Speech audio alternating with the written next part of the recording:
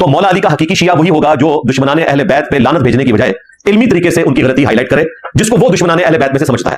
وہ ہر بندے کا اپنا رائٹ ہے اپنے علم کی بنیاد پہ جس رزلٹ پہ بھی وہ پہنچے. رہا ہمارا معاملہ تو ہم تو سیدنا علی کے ساتھ کھڑے ہوئے ہیں. ہم کسی بھی صحابی کے حق میں، خواہ وہ حضرت معاویہ رضی اللہ تعالیٰ عنہ ہو، حضرت ابو سفیان رضی اللہ تعالیٰ عنہ ہو، حضرت مغیرہ ابن شعبہ رضی اللہ تعالیٰ عنہ ہو، حضرت عمر بن عاص رضی اللہ تعالیٰ عنہ ہو، یہ تمام اصحاب، ہم کسی کے حق میں بھی کوئی نازیبا جملہ اپنی طرف سے بولنے کے قائل نہیں ہے، نہ لعنت بھیجنے کے قائل ہیں. ہم سب کو رضی اللہ تعالیٰ عنہ کہتے ہیں. البتہ جو کچھ احادیث میں نبی علیہ السلام کی مبارک زبان سے ان لوگوں سے متعلق چیزیں آئیں وہ تو ہم بیان کریں گے، اور ان کو بیان کرنے سے جو ہمیں روکے گا ہم اس کے اسلام میں شک نہیں کریں گے، کفر پہ یقین کریں گے. جو ہمیں یہ بتائے گا کہ نبی کی یہ بات آگے بیان نہیں کرنی.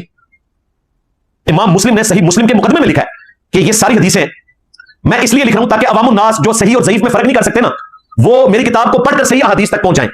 یہ کہتے ہیں سلف کا فہم بتائیں. امام مسلم نے مسلم شریف کے مقدمے میں لکھ دیا اسٹارٹ پہ کہ میں عوام الناس کے لیے مسلم شریف لکھ رہا ہوں. یہ لادہ بات ہے کہ انجینئر صاحب نے اسے عوام الناس میں عام کیا، لیکن امام مسلم کی خواہش اگرچہ 1200 سال بعد اس طریقے سے پوری ہوئی ہے لیکن وہ پوری ہوگی، وہ ان کی خواہش ہے. ہمیں آپ کسی اور امام کے اقوال نہ بتائیں، امام مسلم نے خود بتایا. اور جتنی احادیث بنو امیہ کو ننگی کرتی ہے نا، جو کرٹیکل احادیث ہے، وہ ساری صحیح مسلم میں موجود ہے. میں آج بیان کیا تو 1 گھنٹہ اور لگ جائے گا، اس کے لیے میری ویڈیو دیکھیں کیا امام مسلم شیعہ ہو گئے تھے، سوالیہ نشان. اس میں نے ساری حدیث ڈسکس کی ہوئی ہے. آج ٹاپک نہیں ہے، یا کربلا والا ریسرچ پیپر میرا پڑھ لیں. تو امام مسلم رحمہ اللہ نے کہا میں عوام الناس کے لیے احادیث لکھ رہا ہوں. اور صحیح مسلم میں ہی آیا کہ بنو امیہ کے لوگ جو ہیں وہ اپنے ممبروں سے کہلواتے تھے لعن اللہ ابو تراب، نعوذ باللہ، ابو تراب علی ابن ابی طالب پر لعنت. یہ صحیح مسلم میں لکھا ہے. بنو امیہ کے لوگ، اور لوگ کون؟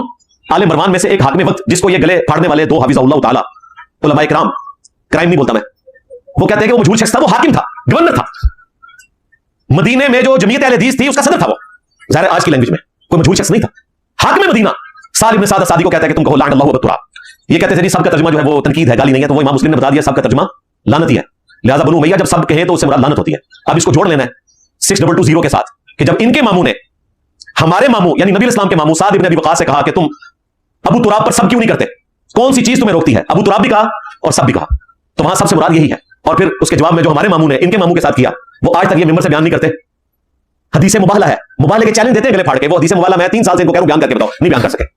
اور کوئی جیلمی ہو یا کوئی فیصلہ آبادی ہو یا کوئی جھالوی ہو، اللہ کے فضل و کرم سے ان کو للکارتے رہیں گے، ان کی آنکھوں میں آنکھیں ڈالتے رہیں گے مرتے دم تک. عظمت رسول اللہ کے اوپر اور عظمت صحابہ کے اوپر ان کو مباہلے کا چیلنج دینے کے لیے تیار ہیں. جب چاہو ہمارے مرکز میں آؤ، جب چاہو ہمیں جیلم میں بلا لو. تعالوا ندعو ابناءنا وابناءکم ونساءنا ونساءکم وانفسنا وانفسکم ثم نبتہل فلنجعل لعنت اللہ الکاذبین. ہمیں تمہیں زندگی کے آخری سانس تک مباہلے کا چیلنج دیتے ہیں.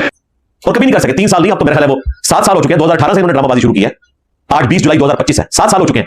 کیسی کرامت ظاہر ہوئی ہے؟ یہ حدیث نہیں بیان کر سکے. حدیث مباہلہ اس میں پتہ چل جائے گا کہ ہمارے ماموں نے یعنی کہ سعد ابن ابی وقاص جو نبی اسلام کے ننہال خاندان سے تھے، ان کے ماموں لگتے تھے رشتے میں، ان کے ماموں کے ساتھ کیا کیا.